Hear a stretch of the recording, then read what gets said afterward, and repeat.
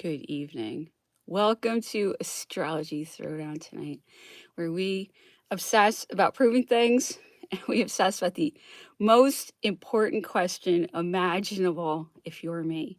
Is it possible that Napoleon is among us?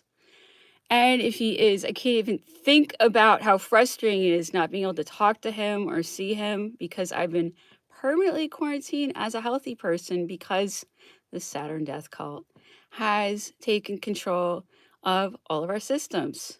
So that's why it's so important for us to be aware of that we are living under a type of fascism that is so evil that we really must unite about it and look within and find a way to fight back, fight back, fight back. That is what I am doing. It's all I think about. I don't do anything except fight back because this situation is completely unacceptable. And why? Why do I fight back day and night and other people don't? I think one of the reasons can be understood through astrology. And that's what I've been doing every night. I've been explaining how my story, which I have been fighting to tell. Why do I have to fight to tell my story? See, that alone is interesting. Some people just tell their story. Me, I have to fight to tell my story. I have to fight for everything. Nothing comes easy to me. Why is that? Because I have a chart I feel that's unusually full of squares and oppositions and painful aspects. And I used to wonder if I was cursed, and I actually think I was cursed, to be honest with you. I don't think I'm cursed anymore. I mentioned the other day that my grandfather's sister was a witch, and I had a couple experiences to give me a sense that maybe I started life with some let's call them hitchhikers, spiritual hitchhikers, that I had to figure out what to do about them. And I think it came from maybe that aunt. It's not really an aunt, but it is. It's my grandfather's sister. So I know a lot about spiritual warfare, and I've had to deal with it my whole life. And not everybody is like that. So my point is that I've been saying every night that I have these unusual formations. Number one, I have a yod, and I'm talking about my natal chart. And as I say every night, yod is also known as the finger of God. It's a marker of destiny. And what's going on in the yod is an indication of what you're here to do if you have one. And in my yod, which is it's aspects between planets, and it's like a pointy triangle. And in my yacht, it's pointing to a Saturn retrograde in the third house in Cancer. And as I've been saying, that's a very heavy, blocked energy in a place of thinking and communication. So it's something's blocking our thinking, something's blocking my thinking, something's not letting me communicate. I'm trying to tell you what how Saturn behaves in the third house. It's maybe making me feel like I don't have the worth to tell my story, or it's demoralizing me. We're all being deliberately demoralized. So Saturn in the third house could be living in a country that has a spy system entrenched in it that deliberately demoralizes us and lies to us.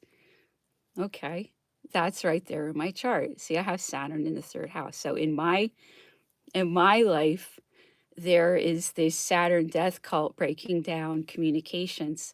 So in a sense, that's me. I'm the one who works tirelessly, tirelessly in media because Saturn can work tirelessly, and I do work in media, sort of.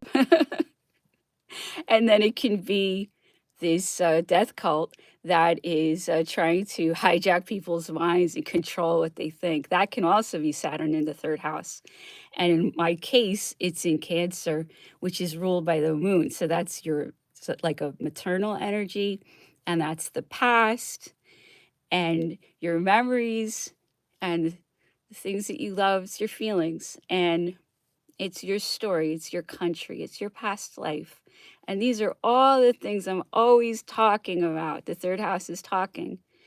And I'm working so hard to get through. And the yod is showing that I'm working so hard to get through this block.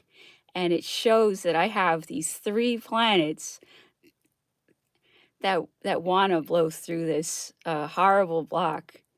And those planets, if you look at my chart, I put it on the astrology report on my blog today. So you can see what I'm talking about with this Saturn in the third house in Cancer. There's Jupiter in Aquarius, which is so honest and so philanthropic. There's Venus in Capricorn, which is practically banking, or it could be a really hardworking artist, or it could be an ambitious artist, or it could be someone who's very hard nosed about their relationships. There's various ways that that could play out, but it's a Venus in Capricorn. That's not a wonderful, comfortable place for Venus. It's a Saturn type place. So there's your Saturn theme again. And the Jupiter that I just told you about is also in the 10th house, which is a place of Saturn. So I even have themes of Saturn on the other side of this yacht. It's all about Saturn, and Saturn is like the biggest bummer planet. So you don't want this much Saturn in your chart, but boy, do I have Saturn. Anyway, so there's themes of Saturn, but that can be structure, that can be material strength, that could be down to earth and practical, and it can be good. It's a very grounded, tough placement. So you want some. Maybe I have too much. Anyway, the other planet that's staring down this Saturn in the third house in Cancer is my one totally lucky planet, which is Neptune. And it's not only in totally positive aspects and with Jupiter, which is the best, it has a sextile with Pluto too. Pluto is a malefic, but I think Pluto works for me. I like it. I use it to like break things down and sand things and clean them and make them new again. I think you can use Pluto and heal with it. I see a lot of good in Pluto. So I have this super strong Neptune in the 8th house, super like spooky and sexy and willing to do anything. It's this is my one thing that I've got, and no one can take it from me. My Neptune in the 8th house in a duplicated Sagittarius. So Sagittarius is again ruled by Jupiter. So there's Jupiter energy all over this, and also even the Venus in Capricorn is in the 9th house, which is Jupiter. Okay, so think about this. Neptune is in a duplicated Sagittarius. What does that mean? It means I'm super lucky here. And basically, the constellation envelops the whole house. So what's the house? It's the 8th house. It's a place of Pluto. There's Pluto again. So it's really great place for dredging of secrets, figuring things out, plotting, all that Scorpio stuff. It's very transformative. It's not afraid of death. It can deal with things. It's tough. So this is a spooky, mysterious Neptune that you don't want to mess with a duplicated Sagittarius. So it's actually really good, and it's really generous, and it's smart because Jupiter can be higher learning and higher religion, and it can be like genuine astrology. Jupiter is honest. So we're gonna win. This chart looks really good when it comes to this showdown we're having with Saturn. And then after I described this whole situation with that yod, I talked about how I have an other formation in my natal chart called the bucket or the funnel. And the handle on the bucket is this Saturn in the third house in Cancer. So once again, it's saying everything's about this Saturn. This is the whole story of your life. If I don't figure this out and blow past it and meet the challenge, I will have wasted my whole life. So that's what matters. And now I have Yet another unusual formation on my astrological chart, which is focused at this Saturn in the third house in Cancer. So, just to further accentuate how important this is, it's actually at the bottom of my chart, and that's where the IC is. That's where the past is. That's where Cancer is. Okay? Like I keep saying, it's in Cancer. Cancer is the past. So this Saturn involves the past. See, what's Saturn? Saturn's the government of the past, talking about it, blocks about it. I'm telling you, I remember being Napoleon's stepdaughter. I remember being a Bonaparte. See, so everything I do is about the past. So at that part of my chart, that's where the Saturn is, and it's also in a cardinal grand cross. What does that mean? If you look at my chart on the vlog, I drew it all out so you can see what the cardinal grand cross is. It is 4 planets, and there's other planets, but I'm simplifying this. It's 4 planets having a showdown, and all of them want to get their way. It's like they're all fighting for the last donut. It's not it's not harmonious. It's not a fun party. They're not all dancing together. They're they're all sizing each other up, about to shoot each other. It's a duel. It's like, think of it like 2 duels.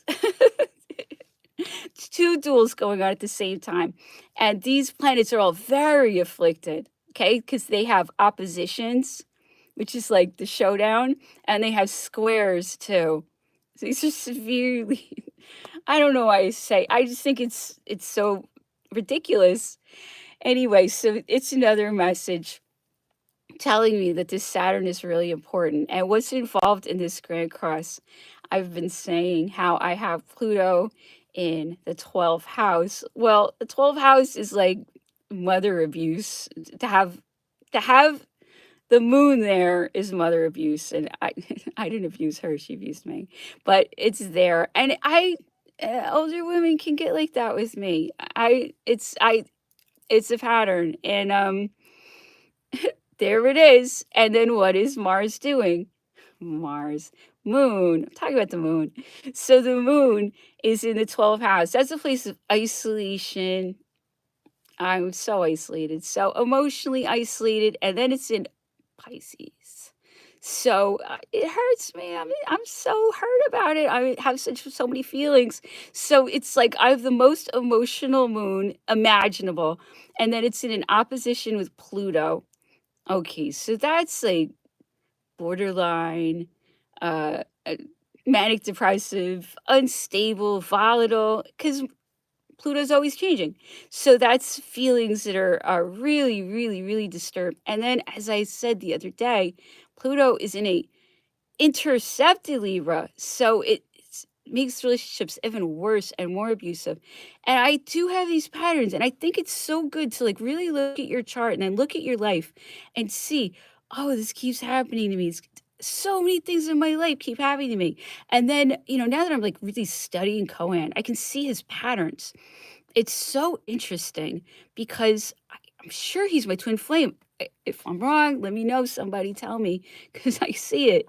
And that's the thing that's also really interesting. He is my twin flame. I can't believe it, but he is. And I can see like my patterns in him. I can see myself in him. It's so incredible.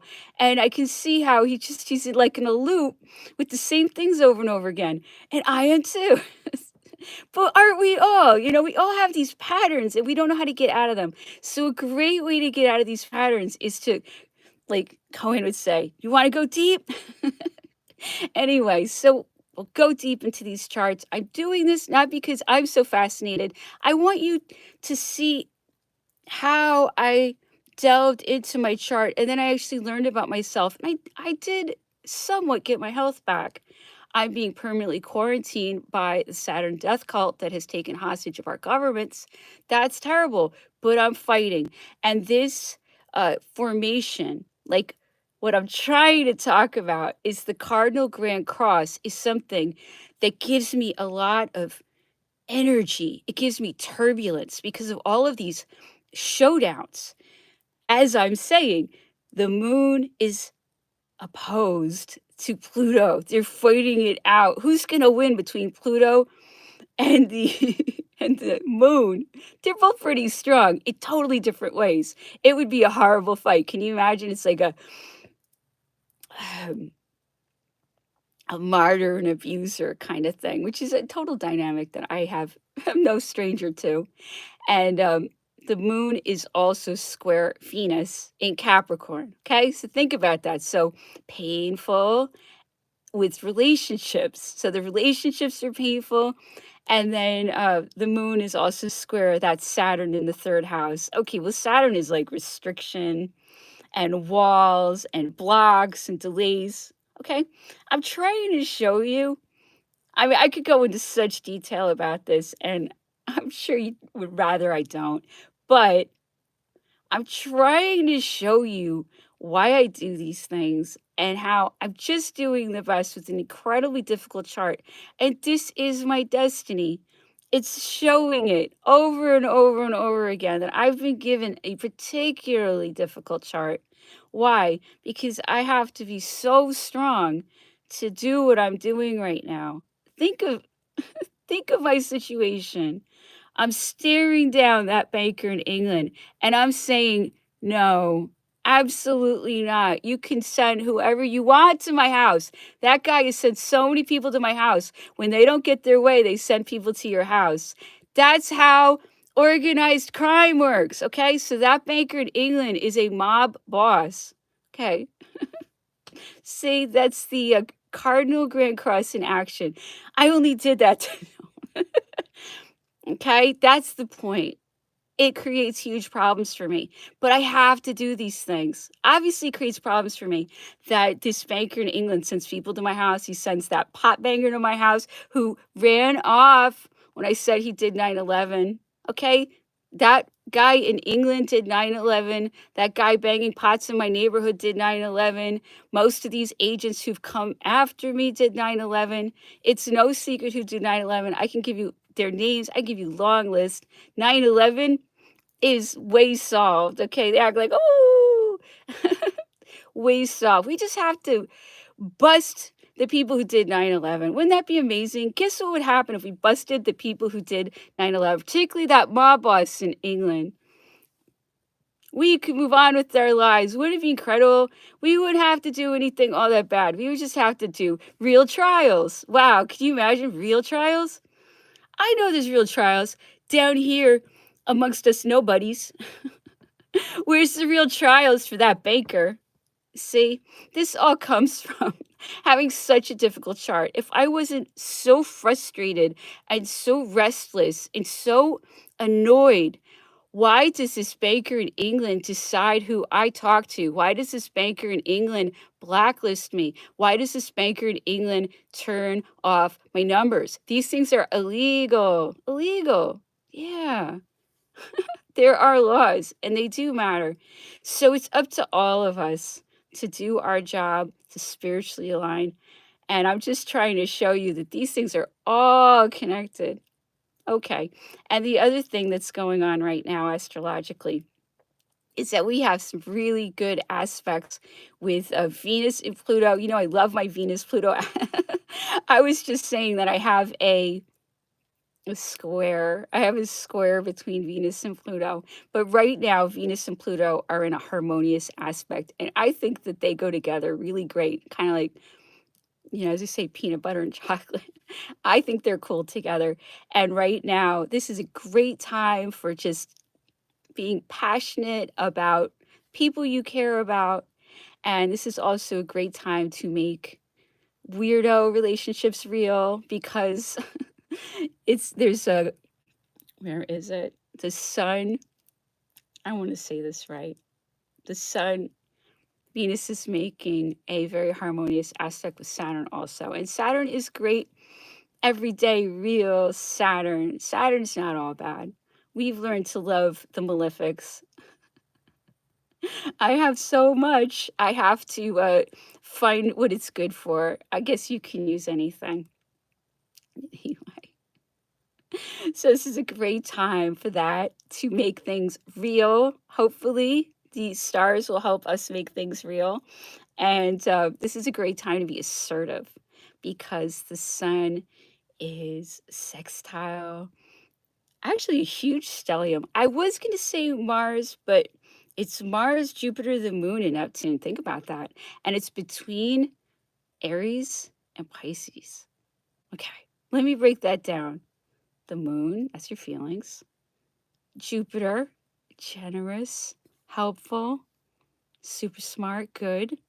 And Mars, that's power and fire and starting things. And Neptune, spirituality.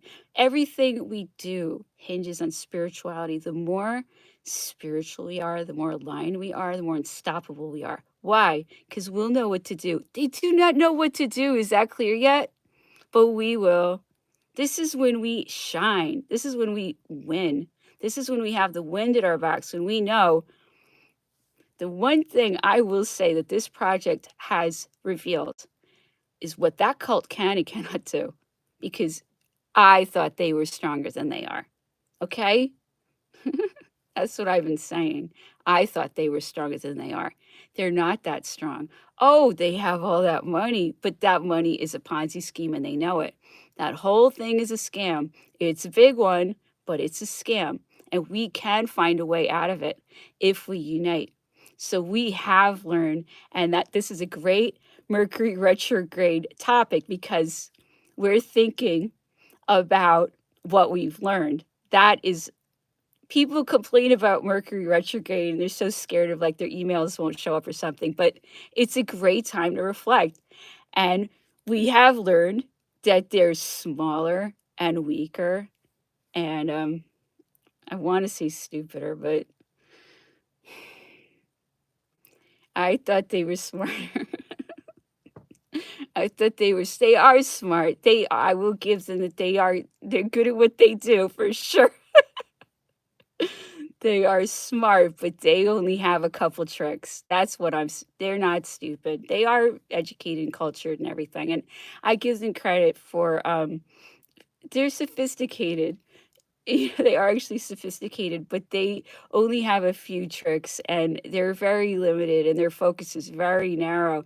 They don't have perspective. They don't know much. They think they do, but they don't understand how we think. They don't understand how we live. They're just stuck in this like, I want more. Where how can I get more? Like they're so obsessed with that.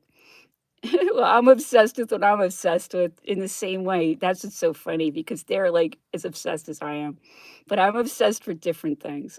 But I'm probably more obsessed than they are. I wonder who's more obsessed because they're total fanatics, but so am I. That's what I'm saying. Sometimes you do have to fight fire with fire. Anyway, enough astrology. I think I made my point, but I ramble. I do my best to communicate. But if you want to understand what I'm trying to say, just go on the astrology report where I do have it written out. Okay, so let's get back to the other most important idea ever. Can we prove that Cohen, the Cohen, the King of America, Napoleon Dynamite, is it possible? Can we prove that it's Napoleon? Everything hinges on this. And he knows it. Everything hinges on this, and every single Napoleon letter sounds just like something he would say. And I'm shocked, and every day I'm more shocked about it. Oh my goodness, I'm getting convinced, and it's hard to convince me of things. That's why I need so much proof. I need the proof. I don't just believe. I'm very suspicious. Anyway. Let's read another one of these incredible Napoleon letters. The early ones are great. Then he's like, oh, boring. But it's still him, but he changes. This is the only time you get to see the real him. And he's so amazing. But he gets stern, he hides it. That's why people misunderstand both of them. That's really interesting that they both have that in common. They're both softies and they get used. It's so sad. But and so they learn to be like leave me alone. They both do that. It's the same person. I can't believe it. Anyway, It is 2 days now that I'm without letters from you. Nope, this is the 30th time today that I have made that same observation to myself. You can sense how sad it makes me. You may not doubt as to the tender and unique solicitude you inspire in me. We attacked Mantua yesterday. We set it on fire with red hot shot from guns and mortars. All night the unhappy town burned. The spectacle was horrible and imposing. We have taken possession of several outer works. We opened a trench tonight. I'm leaving for Castiglione tomorrow with headquarters, and I count on sleeping there. I have received mail from Paris. It included 2 letters for you. I have read them.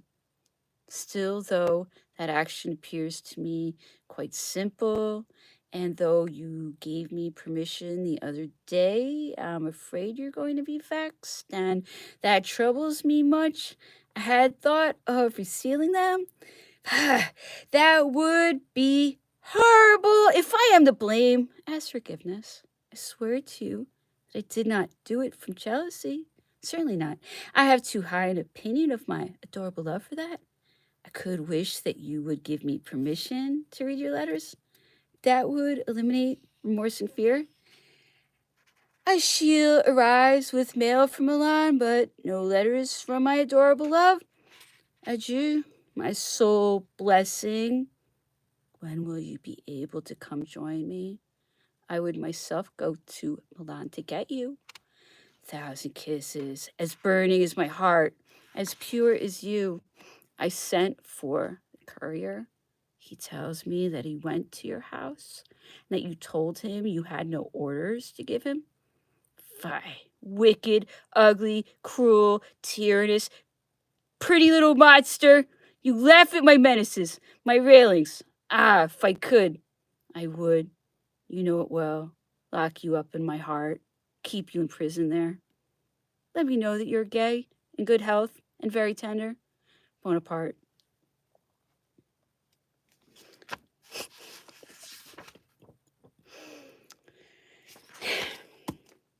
Napoleon was a big reader of people's letters. You're never going to get Napoleon to not do that, just so you know. He had no respect for that. That's the way Napoleon was. That was a defining trait of Napoleon's.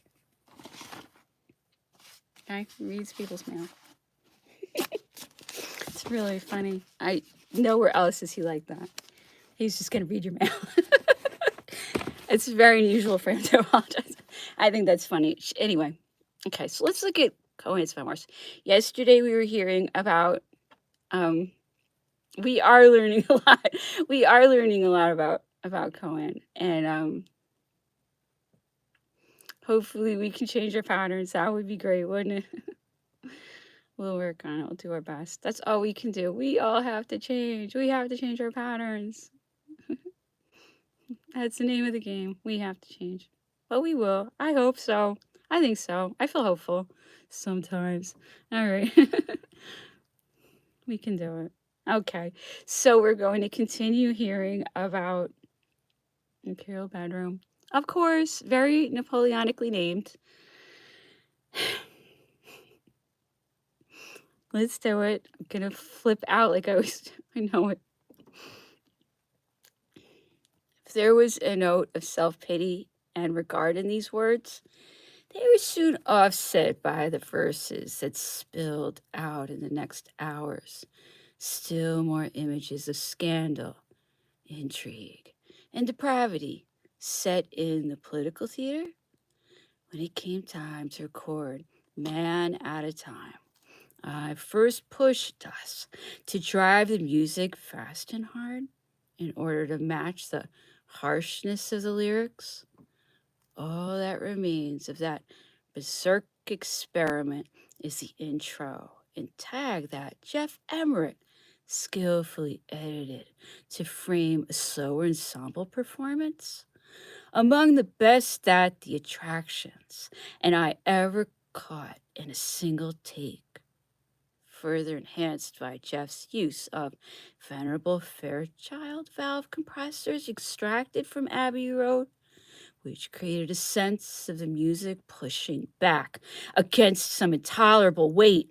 If Allison was a song of dread that young lovers would be pulled apart, then Human Hands was an attempt to restore constancy, setting the opening scene lit by only the blue light of the TV was a deliberate allusion to Joni Mitchell's A Case of You.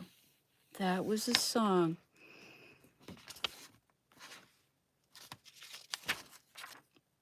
with which Mary and I had shared many a glass back at the beginning of our time.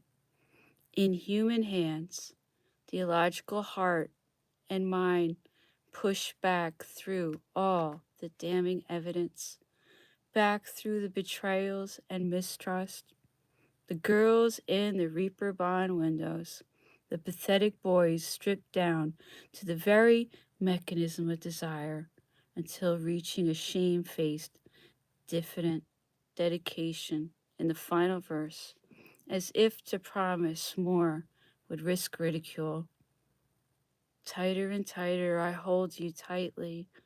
You know I love you more than slightly, although I've never said it like this before. The unhappy truth of the matter could be found in the final lines of Almost Blue. I have seen such an unhappy couple.